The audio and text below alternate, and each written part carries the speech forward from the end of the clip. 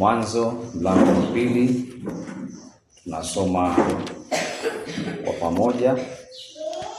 Mahubiri yatatoka katika mstari wa 10 hadi wa 14, lakini naomba nisome kuanzia mstari wa 4.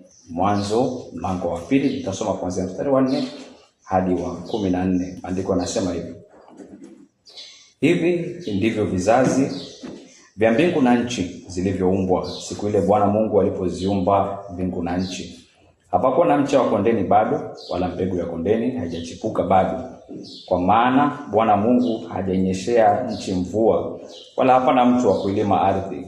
Maji yakapanda katika nchi, yakatia unyevu juu ya uso wa ardhi. Bwana Mungu akamfanya mtu kwa mavumbi ya ardhi, akampulizia puani pumzi ya uhai, mtu akawa nafsi hai.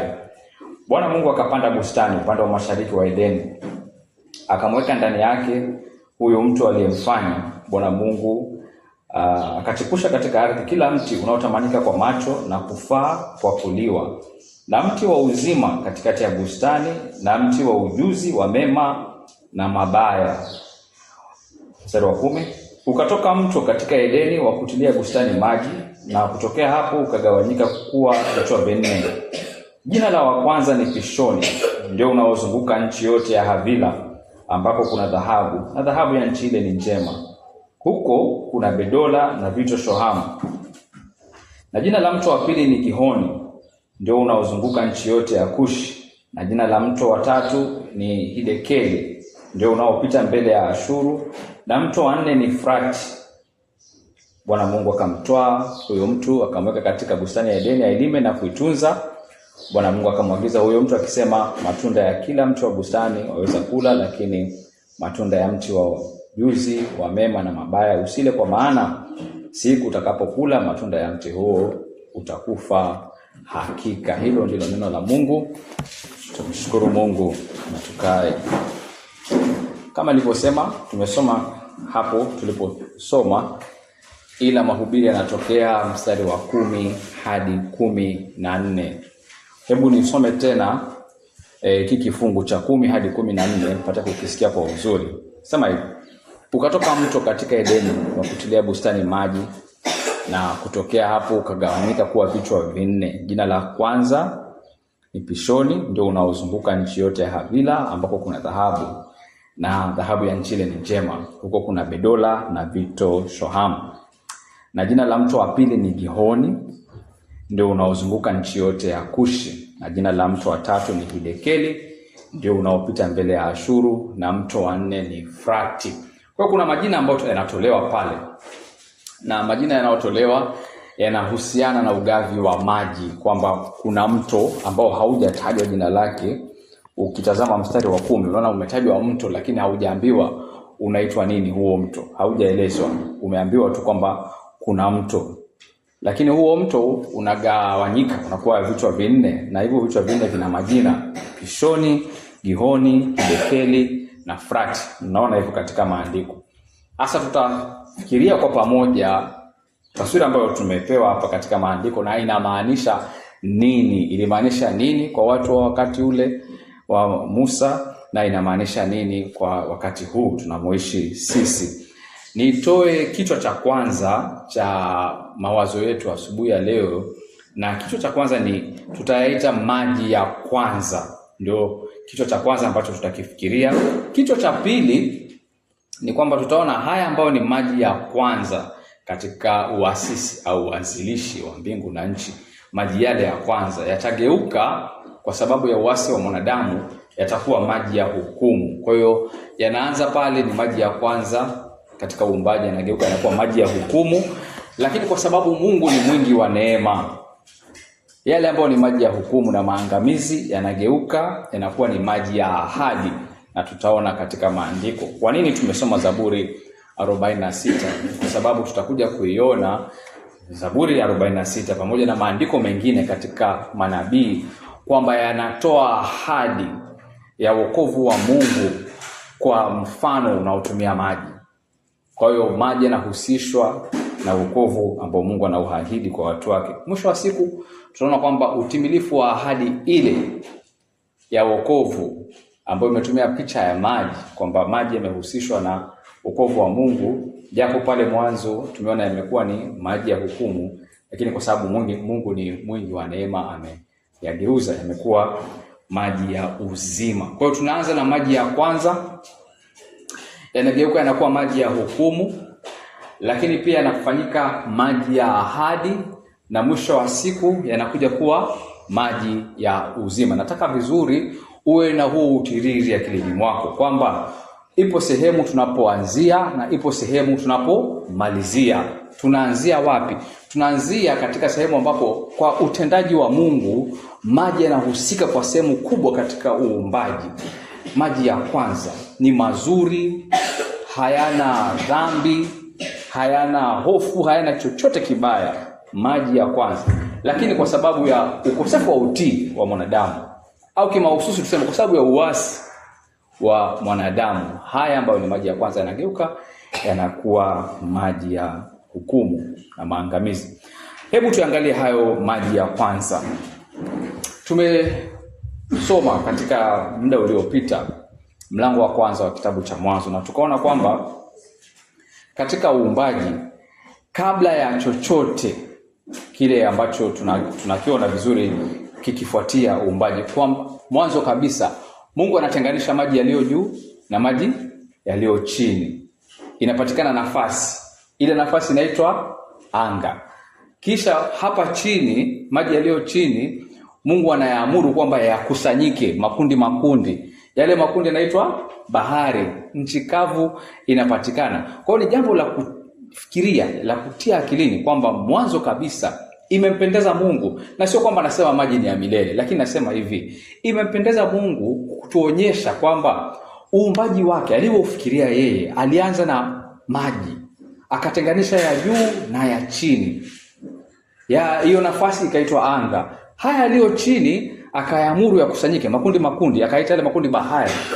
Ikatokea nchi kavu. Mfikirie tena mwanadamu. Sasa tuseme hivi, ulimwengu ulio nje ya mwanadamu msingi wake ni maji, au sio? Ni maji kwa sababu yametenganishwa, yamekusanywa, ni maji. Kwa hiyo mazingira ya mwanadamu au ulimwengu unaomzunguka mwanadamu, utaona kwamba kwa sehemu kubwa yametokana na maji. Kisha huyu mwanadamu akiwa katika tumbo la uzazi la mama yake, anaishi wapi? Anaishi ndani ya maji. Anapozaliwa, wanasayansi wanatuambia mwanadamu akizaliwa 70% ya mwili wake ni maji. Sasa anapoingia katika utu uzima, kidogo zile 10% zinapungua, lakini wanatuambia wasomi kwamba mtu mzima wewe, ngozi yako 64% ni maji. Wanatuambia akili yako na huu moyo unaopiga damu 73% ni maji. Wanatuambia kwamba misuli yako na figo zako 79% ni maji. Wanatuambia kwamba mapafu yako, sasa mapafu ndio mambo yote, kupumua kwako, hayo mapafu yako yana maji 83%. Niseme hivi, kwa mujibu wa maandiko kama tunavyoyasoma, ulimwengu ulio nje ya mwanadamu msingi wake ni maji. Ulimwengu ulimo ndani ya mwanadamu msingi wake ni,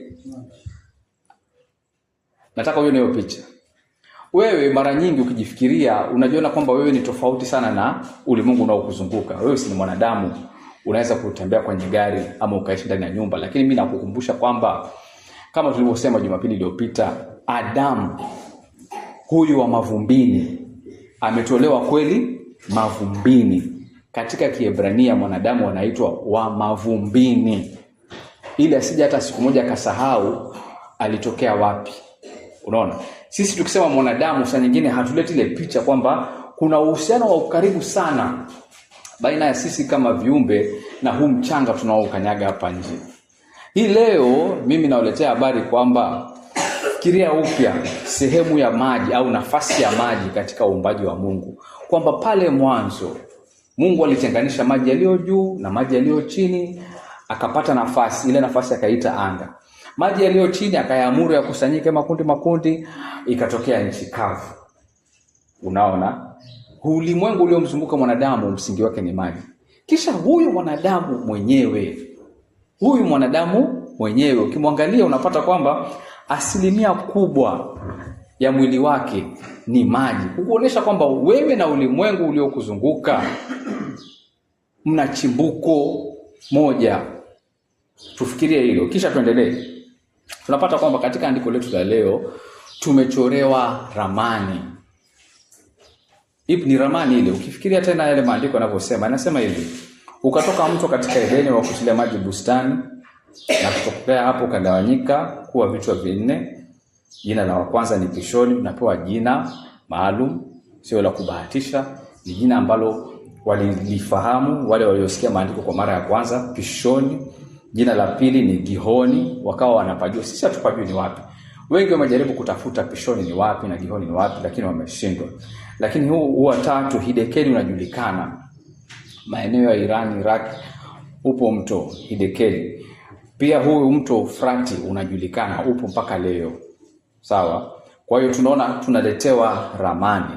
Nitoe wazo niseme kwamba kila ramani ambayo imewahi kuchorwa katika ulimwengu huu haijachorwa ili ichorwe tu. Huwa ikichorwa ina malengo fulani. Ukichora ramani unataka kuongeza uelewa. Tunataka tuelewe nchi yetu imekaa kwa jinsi gani. Mimi hapa tulipo ni Malindi. Nikitaka kwenda Mombasa nielekee wapi? Niende hivi. Kwa hiyo kuna ramani za kutusaidia ili tupate uelewa. Na ule uelewa utusaidia katika mambo ya usafiri. Kwa hiyo hii ramani ya kwanza ambayo tunaiona katika maandiko, Mwanzo mlango wa 2:10 hadi 14. Tujiulize inatuelekeza wapi? Nikitaka kwenda Mombasa kuna ramani ambayo itanifikisha Mombasa. Mwaka wa 1489 nafikiri 87 hapo alikuja msafiri Malindi, Mreno, anaitwa Vasco da Gama. Alikuwa akitafuta njia ya kwenda India, wala haijui. Alipokuja hapa Malindi ni zamani 1490 ngapi? 78. Mkienda pale kwenye mnara wa Vasco da Gama mtaangalia tarehe, mtahakikisha ithibitishe. Lakini tuseme takriban miaka 500 iliyopita amekuja msafiri Mreno, anatafuta ramani ya kumpeleka wapi? India, wala hana hiyo ramani. Akapata hapa mtu nahodha fulani, akapewa na nahodha na sultani wa Malindi, akampeleka, akamuonesha njia ya kwenda India. Kwa hiyo alikuwa anatamani kwenda mahali fulani, anapajua hapo mahali ni India, lakini hana ramani, hana jinsi ya kufika. Hii leo katika maandiko tumepewa mito 4 imetuchorea ramani. Mimi nawauliza swali, hii ni ramani ya kuelekea wapi? Je, tukifuata hii ramani tutarudi katika bustani ya Edeni, ama ni ramani ya kutupeleka wapi? Nitoe kauli kwamba hii sio ramani ya kutupeleka kwenye eneo fulani. Ni ramani ya kutufikisha kwenye mawazo fulani. Mawazo gani? Kwamba tukamkumbuke Mungu wa agano, Yawe Elohim, kama anavyojidhihirisha katika maandiko ya mlango wa 2 wa kitabu cha Mwanzo, kwamba yeye ni Mungu mtendaji, kwamba yeye ni Mungu wa utaratibu wote, na kwamba yeye ni Mungu mwanzilishi. Kwa hiyo hii ramani inatuelekeza sio katika maeneo fulani tukatafute, maanake tumesoma kuna dhahabu mle. Hapana.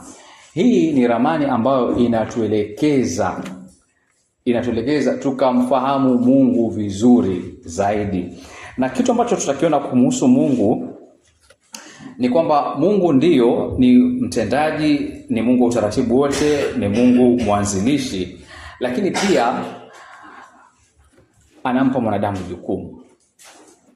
Hii ramani ukiangalia unatajiwa kwamba kuna mto ambao unazunguka Pishoni.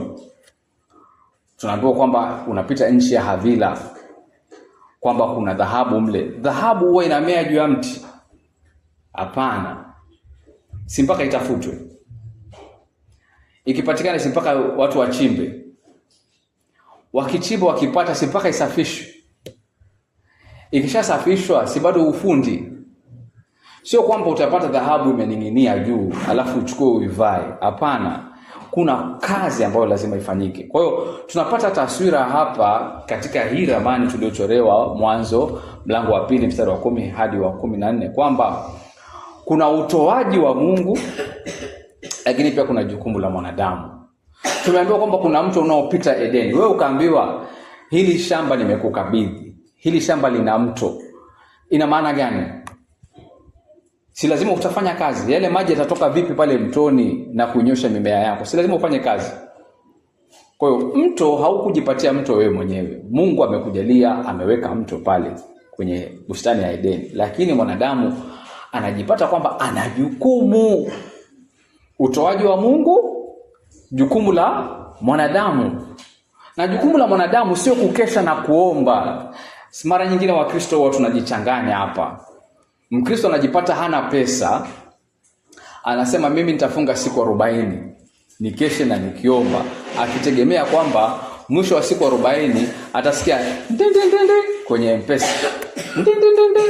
Mungu atakuwa ameleta upenyo. Hapana. Picha tunayopata hapa ni picha ya maisha yakiendelea kwa njia za kawaida. Hakuna mvua. Ndiyo maandiko yamesema wazi, hakuna mvua. Mungu hajaleta mvua, lakini Mungu ametoa mto. Amesema huu mto ni wa kunyosha nchi. Hiyo nchi ipandwe mimea, yaani kufanyike kazi. Baada ya utoaji wa Mungu, jukumu la mwanadamu ni kwamba afanye kazi. Na tumesema mara nyingi na tutasema tena kwamba kazi kwa wakati huu haikuwa na ubatili. Haikuwa na uchovu kama siku zetu. Ilikuwa ni kazi tofauti, kazi ya baraka, kazi yenye utulivu, kazi yenye mazao mazuri, lakini ipo kazi. Na hata tutakapoingia katika uumbaji mpya, bado tutafanya kazi. Kazi haishi leo, haishi kesho, haishi milele. Tutafanya kazi. Tatizo ni kwamba dhambi imeingia ikaharibu kazi. Lakini pata picha akilini mwako kwamba katika mlango wa 2 wa kitabu cha Mwanzo, mstari wa 10 hadi wa 14, kinachoendelea pale, kwanza kabisa tumeona nafasi ya maji katika uumbaji wa kwanza, kwamba Mungu ameanza, imempendeza kwamba anatuonyesha maji ni muhimu. Maji ndio msingi wa ulimwengu ulio nje ya mwanadamu, na maji pia ndio msingi wa ulimwengu ulio ndani ya mwanadamu. Pia hii ramani anayotuchorea hapa inatuonyesha kwamba yeye ni Mungu mtoaji. Tunauona utoaji wa Mungu. Lakini anapotoa dhahabu, anapotoa maji, anapotoa vitu shohamu, anapotoa vitu vyote hivi vizuri, lipo jukumu la kufanya kazi. Usisahau, mwanzo kabisa lipo jukumu la kufanya kazi. Sawa, hayo ni maji ya kwanza, maji ya baraka, maji mazuri, lakini pia jukumu lipo pale. Sasa mwanadamu, kama tunavyojua na tumesoma mara nyingi, wala hatutasoma tena, ni kwamba hayo maji ya kwanza ambayo ni maji ya baraka, ambayo ni sehemu kubwa ya uumbaji wa pale mwanzo, anayatatiza. Anapofeli katika jukumu lake la ukulima na ulinzi, anashindwa kusimama katika kweli, anageuka kuwa mwasi. Sasa yale maji ya kwanza yanageuka, yanakuwa ni maji ya hukumu. Nimesema pale mwanzo kwamba ni ramani, mstari wa 10 hadi wa 14 wa mlango wa 2 wa Mwanzo ni ramani, lakini sio ramani ya kutupeleka mahali fulani. Na sababu moja ya kusema hivyo ni kwamba uso wa nchi umebadilika sana. Hii mito iliyotajwa hapa haiendi kama ilivyokuwa ikienda pale mwanzo. Kumekuwa na mabadiliko makubwa ya uso wa nchi. Hata wanakiolojia, wanasayansi mbalimbali wamethibitisha kwamba ni kweli kumekuwa na mabadiliko, mageuko makubwa ya uso wa nchi. Na tujiulize ni kwa nini, yametokea vipi haya mabadiliko? Na jibu ni gharika. Gharika. Sio mafuriko. Mafuriko huwa ni kwa sehemu ndogo. Ni gharika. Kulikuja kutokea gharika ya ulimwengu mzima.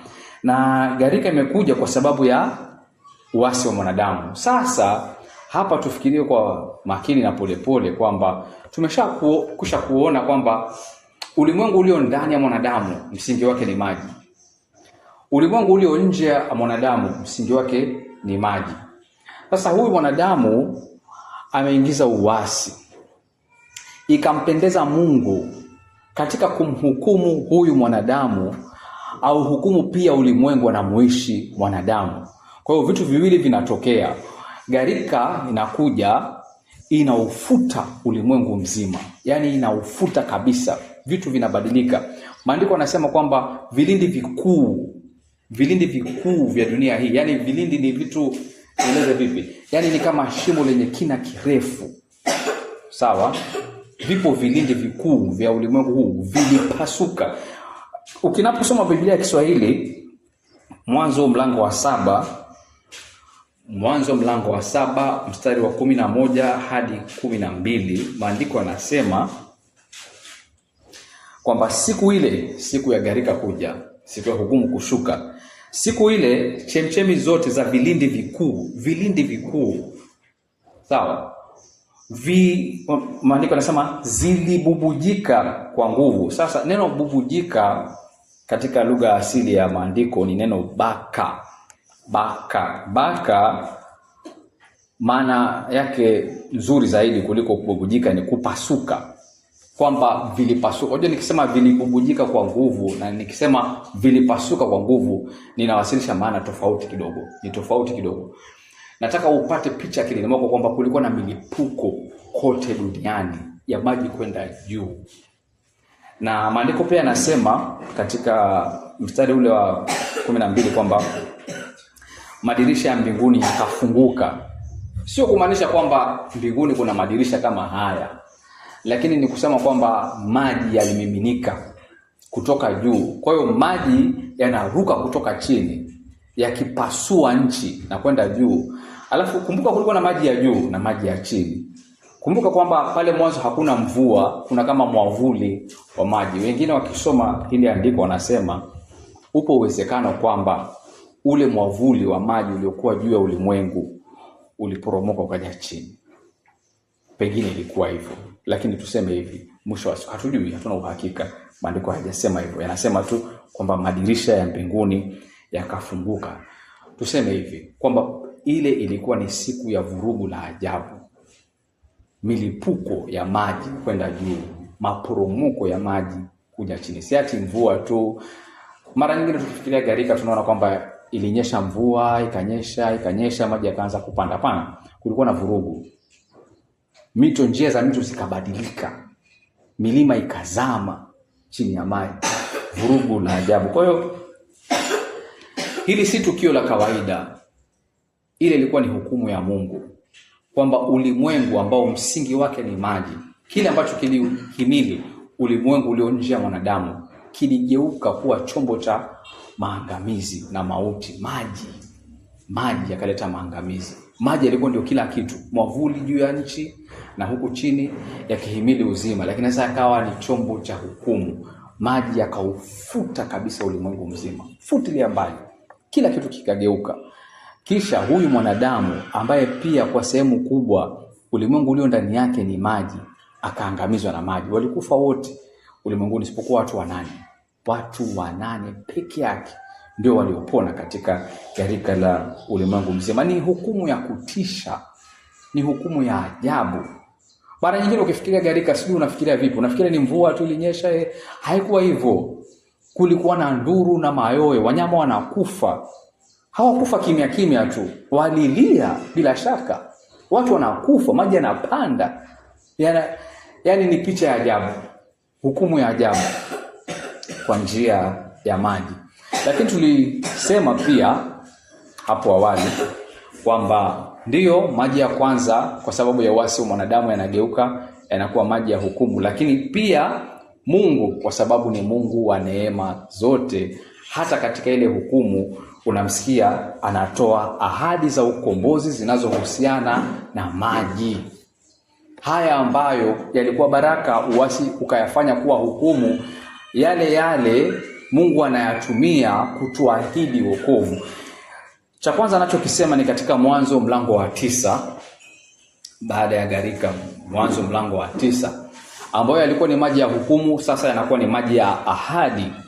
Maji ya kwanza, maji ya hukumu. Sasa tunapata taswira ya maji ya ahadi. Mwanzo mlango wa 9 mstari wa 11 hadi 13, na wasomea. Maandiko yanasema hivi: na agano langu nitalipitisha nanyi, wala kila chenye mwili hakitafutwa tena kwa maji ya gharika, wala hakutakuwa tena gharika baada ya haya kuiharibu nchi.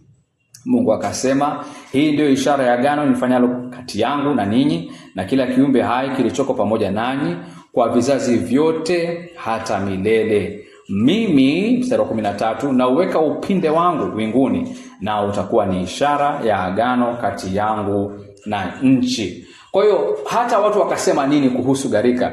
Wengine nyinyi, hili kanisa tatizo kwamba mimi ndio mzee kanisani, mimi na wengine wachache ambao siwataji majina. Lakini zama za kale, mwaka wa 2012, sijui kama mnakumbuka mwaka wa 2012. Mwaka wa 2000 watu walikuwa wanasema ulimwengu unaenda kuisha. Y2K. Unakumbuka Y2K? Mwaka wa 2012 wakasema tena ulimwengu unaenda kuisha kwa gharika. Kuna utabiri fulani nini, ukaingia hofu kubwa. 2012 ukaja na ukapita. Na bado tupo na tunaendelea.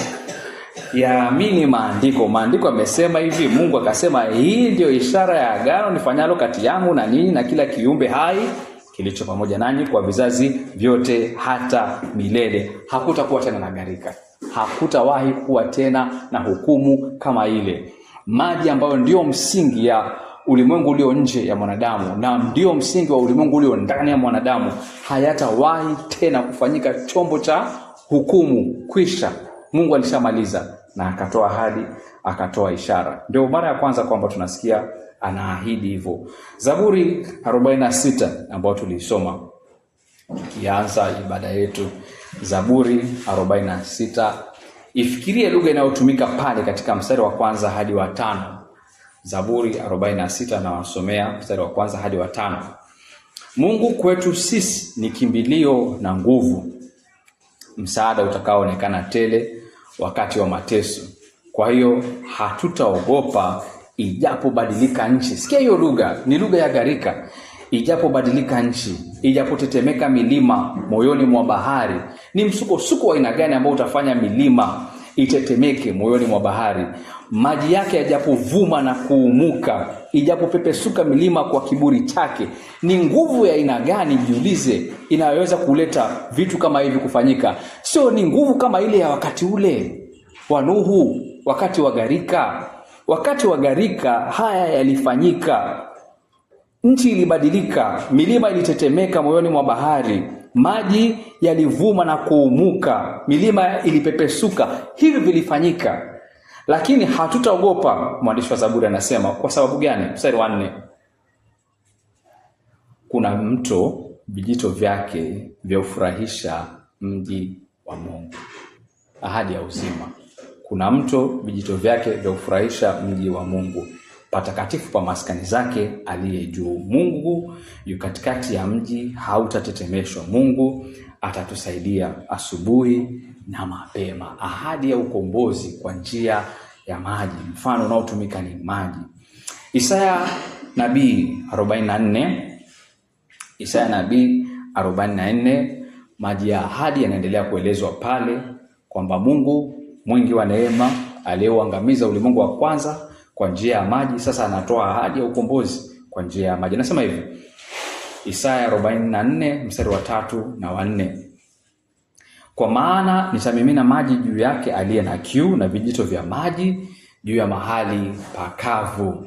Nitamwaga roho wangu juu ya wazao wako, na baraka yangu juu yao utakaowazaa, nao watachipua kama nyasi, kama mierebi kando kando mwa vijito. Kwa hiyo kuwa na uhusiano mzuri na Mungu sasa kunaelezwa kama mti uliopandwa kando ya mto. Anasema kando kando mwa vijito. Tena anatilia mkazo katika Zaburi ya kwanza anaposema, Zaburi ya kwanza mstari wa 3, naye atakuwa kama mti uliopandwa kando kando ya vijito vya maji. Picha ya wokovu sasa inahusishwa na maji. Maji ambayo yalikuwa ni maji ya maangamizi kwa sababu ya hukumu ya Mungu. Sasa tunasikia ahadi inakuja kwa njia ya maji. Ni kitu cha kufikiria. Imempendeza Mungu kwamba iwe hivi. Anatoa ahadi ya maji yaliyo hai kwamba ipo siku ambapo nitaanza kufanya upya uumbaji wangu. Nitaanza kuleta uumbaji mpya. Ndiyo, ule ni uumbaji wa kale, maji yalikuwa na nafasi yake, mkaasi yakawa maji ya hukumu, lakini kwa neema natoa ahadi sasa kwa njia ya maji kwamba ipo siku nitafanya upya uumbaji wangu. Haya maji yaliyo hai, utimilifu wake tunaona kwamba unaletwa na Yesu Kristo. Sio kwamba ni Yesu Kristo. Hapana, nielewe vizuri. Hizi ahadi za ukombozi kwa njia ya maji, utimilifu wake unaletwa na. Sio kwamba unapatikana katika Yesu Kristo. Hapana, unaletwa na Yesu Kristo. Katika Yohana mlango wa 4, mnaijua ile hadithi kwamba alikuwa anapita katika mji mmoja wa Samaria. Wasamaria waliishi katikati ya nchi. Nchi ya Israeli ilikuwa ni nyembamba na ni ndefu kidogo. Upande wa juu uliitwa Galilaya, upande wa katikati ulikuwa Samaria, na upande wa chini wa kusini ulikuwa Judea. Sasa ili Myahudi atoke Galilaya, nyumbani mwa Yesu, Nazareti imo Galilaya, ili utoke Galilaya uende Yerusalemu ambao ni mji wa mkuu wa Israeli ambao umo sehemu ya kaskazini, ilibidi uzunguke. Kwa nini? Ujiepushe na najisi ya kupitia miongoni mwa Samaria. Lakini Yesu Kristo katika mlango wa 4 wa Injili ya Yohana, yeye alifanya maamuzi kwamba yeye si ni mtakatifu, atapitisha utakatifu wake katikati mwa Samaria, ataenda tatua kwenye kisima fulani, atakutana na mtu fulani. Huyu mtu ni yule mwanamke wa Msamaria. Yohana 4 mlango wa 10, Yesu akajibu akamwambia ule mwanamke wa Samaria, akamwambia, kama ungalijua karama ya Mungu. Karama ya Mungu ni ipi? Kama ungalijua karama ya Mungu, naye ni nani akwambiaye nipe maji ninywe, ungalimwomba yeye, naye angalikupa maji yaliyo hai. Sikia tena, mdomoni mwa Yesu Kristo ahadi ya uzima kwa njia ya maji. Maji yaliyo hai. Anaendelea na mazungumzo na huyu mwanamke katika mlango wa 4 wa Yohana, mstari wa 13 na 14. Yesu akajibu akamwambia, kila anywaye maji haya, maji ya kisima kile, ataona kiu tena, lakini yeyote atakayekunywa maji yale nitakayompa mimi hataona kiu milele, bali yale maji nitakayompa yatakuwa ndani yake chemchemi ya maji yakibubujikia uzima wa milele. Tena Yesu anatilia mkazo kwamba huu wokovu ambao nimekuja kutimiza mimi kwa dhabihu yangu, kwa kuishi kwangu, kwa kufa kwangu, kwa kufufuka kwangu, huu wokovu naueleza kwa njia ya maji. Kwamba wewe ni kama mtu aliye na kiu, unateka maji kila siku hapa, lakini haujawahi kukata kiu, unarudi tena na tena na tena. Ni picha ya mahangaiko ya maisha ya dhambi, kwamba hata ufanye nini, dunia hii tunamoishi leo haina cha kuridhisha. Haina, ni kwa muda tu. Umekula asubuhi, umetoka nyumbani, unajisikia uko vizuri, muda si mrefu utasikia njaa. Jana umefanya hivyo, juzi pia umefanya hivyo, siku zote za maisha yako umefanya hivyo. Hapo ulipo sasa, kwa wakati mmoja ulimuomba Mungu, Mungu nijalie, Mungu nijalie. Hapo ulipo leo, nafasi yako katika maisha, wakati mmoja ilikuwa ni sala, unamuomba Mungu, unamtegemea Mungu, sio? Hapo ulipo sasa. Lakini Mungu alipokuletea panaridhisha. Mungu nikumbuke, una majonzi tena. Ile ambayo ilikuwa ni sala, Mungu akakutimizia, leo hii imekuwa ni mateso, changamoto, mitihani. Tuseme nini? Kisima hiki hakiridhishi, hakiondoi kiu. Lakini huyu anasema ungalijua karama ya Mungu. Nasikia Kiswahili. Ungalijua karama ya Mungu. Na ni nani anayekwambia nipe maji? Wewe ungemuomba yeye maji, akupe maji ya uzima. Alafu ukipewa maji ya uzima, anasema yatakuwa ndani yake chemchemi ya maji yakibubujikia uzima wa milele. Sasa Yohana 7 ni mojawapo ya maandiko ambayo yana kina kirefu, na waomba sote tufungue Yohana 7 tuangalie kwa pamoja. Yohana 7:37 hadi 39. Yohana 7 ni maandiko ya ajabu pale, yanaeleza kazi ya Yesu Kristo. Kumbuka nimesema Maji ya kwanza kwa uasi wa mwanadamu yaligeuka yakawa maji ya hukumu. Maji ya hukumu, kwa sababu Mungu ni mwema na ni mwingi wa neema, yalifanyika kuwa maji ya ahadi. Maji ya ahadi, utimilifu wake haupatikani katika Yesu Kristo. Hapana, umeletwa kwetu sisi kwa njia ya Yesu Kristo. Yohana 7 inatueleza zaidi. Yohana 7 nisome 37 hadi 39. Maandiko yanasema hivi: katika siku ya mwisho, siku ile kubwa ya sikukuu, Yesu akasimama akapaza sauti yake akisema, mtu akiona kiu na aje kwangu anywe. Aniaminie mimi, kama vile maandiko yalivyonena, mito ya maji yaliyo hai itatoka ndani yake.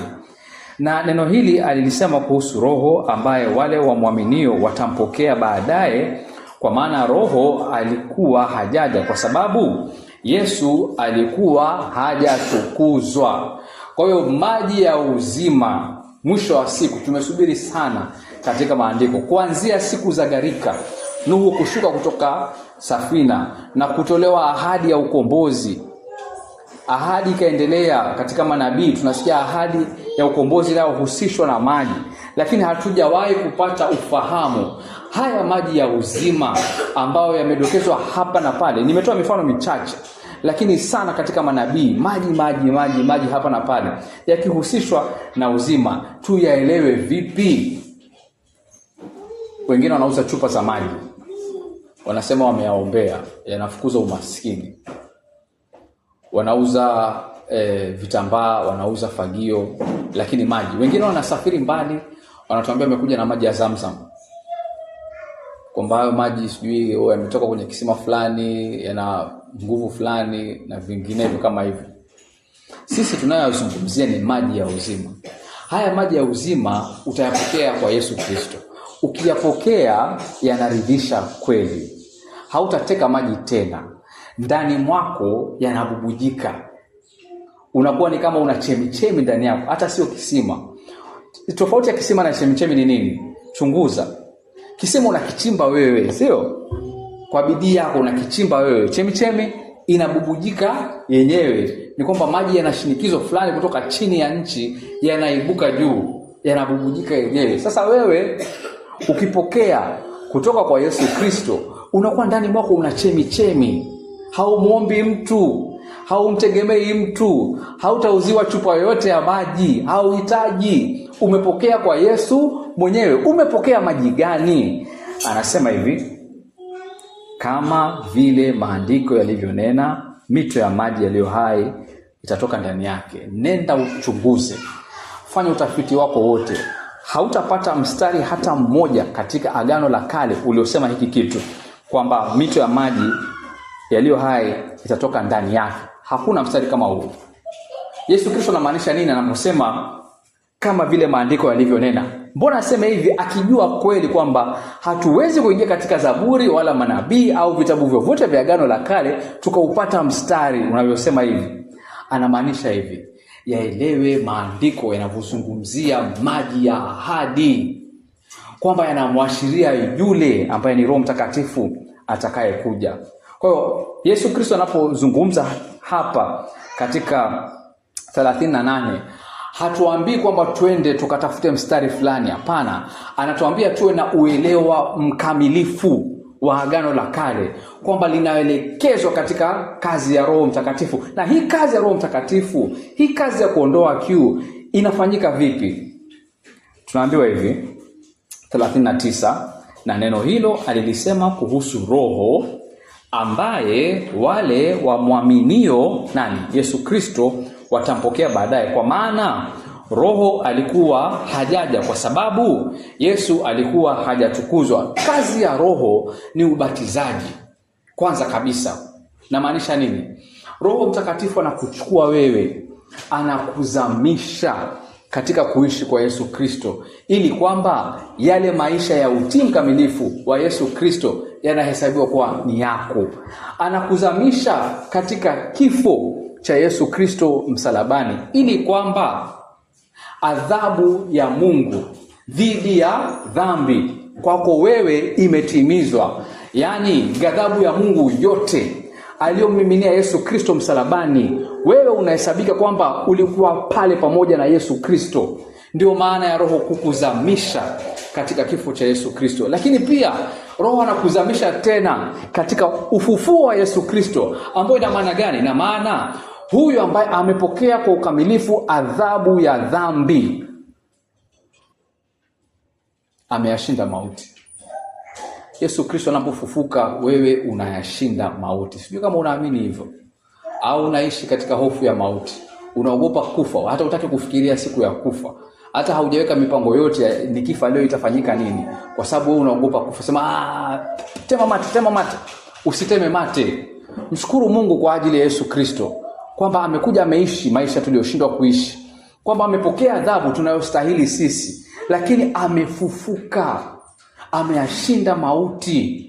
Sisi ambao ni wa mavumbini, machimbuko yetu ni mavumbini kweli, lakini hatima yetu ilifanyika mavumbi, lakini yeye amebadilisha hilo. Hatima yangu mimi sio mavumbini, japo mtauzika mwili wangu, mimi nina imani kamili kwamba ipo siku nitafufuliwa.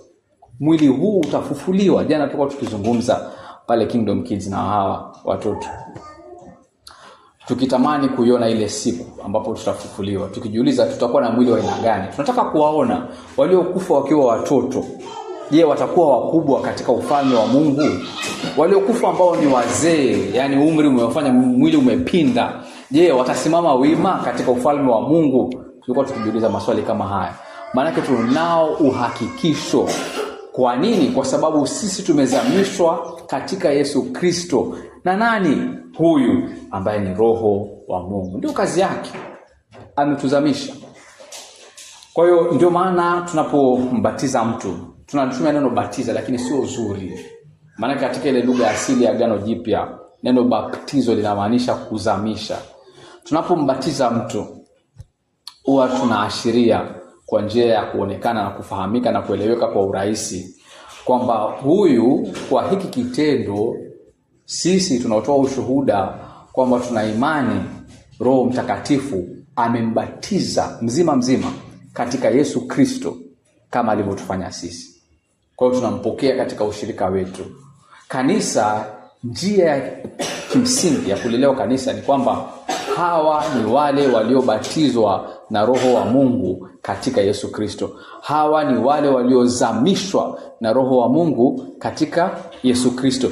Sasa kwa nini Roho hakutolewa pale mwanzo? Ni kwa sababu Yesu Kristo hajatukuzwa.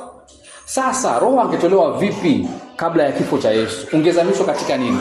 Roho angetolewa vipi kabla ya ufufuo wa Yesu? Ungezamishwa katika nini? Kwa hiyo ilimpasa Yesu Kristo apitie yale yote kwanza ili kuweko na kitu cha kuzamishwa. Tuwe na ufahamu ule. Na kwa sababu tumezamishwa katika Yesu Kristo, tunayo ahadi ambayo tunaiona vizuri ikiingia katika utimilifu wake katika Ufunuo wa Yohana 21 na 22. Tunaona vizuri kwamba Yerusalemu mpya kuna mto tena unatokea tena. Edeni palikuwa na mto ambao tumeuchorea ramani katika mlango wa 2 mstari wa 10 hadi wa 14. Lakini pia katika Ufunuo wa Yohana. Ufunuo wa Yohana ni kama nieleze vipi? Ni kama mlango wa nyuma. Kuna mlango wa mbele ambao unapatikana katika kitabu cha Mwanzo, alafu Ufunuo wa Yohana. Kwa sababu pale katika kitabu cha Mwanzo kuna uumbaji wa kwanza na katika Ufunuo wa Yohana kuna uumbaji mpya. Unaposoma mlango wa kwanza mstari wa kwanza wa kitabu cha kwanza cha maandiko unasema nini? Hapo mwanzo Mungu aliziumba mbingu na nchi. Lakini unaporudi nyuma na kuangalia kitabu kinavyohitimishwa hiki cha Ufunuo wa Yohana 21 na mstari wa 5, niwasomee mstari huu wa 5 unasema hivi. Mstari wa 5 naona wa 3 naona wa 6 wa 5. Na yeye aketie juu ya kile kiti cha enzi akasema, tazama nayafanya yote kuwa mapya. Anayafanya yote kuwa mapya. Anaanza tena uumbaji mpya. Kiingilio katika uumbaji mpya ni kumwamini Yesu Kristo. Unapomwamini Yesu Kristo, Roho wa Kristo anakuzamisha katika ukamilifu wa kazi ya Kristo. Yale maji ambayo tumetoka kuyasoma pale katika mlango wa 2 wa Mwanzo 10 hadi 14 sio ramani ya kutupeleka tunaenda tukatafute deni ni wapi. Tumesoma kwamba kuna dhahabu mle, kuna huu mto Pishoni, tukiufuata Pishoni vizuri tutapata dhahabu. Hapana, ni kwamba tuone utoaji wa Mungu na jukumu la mwanadamu. Tangu pale tuelewe kwamba Mungu imempendeza katika ule uumbaji wa kwanza kwamba maji yamekuwa na sehemu maalum, sehemu ya kipekee. Msingi wa ulimwengu ulio nje ya mwanadamu ni maji. Msingi wa ulimwengu ulio ndani ya mwanadamu ni maji. Yalikuwa ni maji ya uzima. Kwa uasi tukayaharibu, yakageuka kuwa maji ya hukumu. Unaona? Lakini Mungu kwa sababu ni mwingi wa neema, akatoa ahadi za ukombozi, akazihusisha na maji, na mwisho wa siku tunakuja kuona kwamba Roho Mtakatifu ndiye maji ya uzima. Anatuzamisha sisi, anaturidhisha sisi, anamaliza kiu. Mbona tusiminamishe vichwa tuyafikirie haya ambayo tumetoka kuyasikia, na tumsihi Mungu kwamba atupe upya tena haya maji ambayo ni maji ya uzima.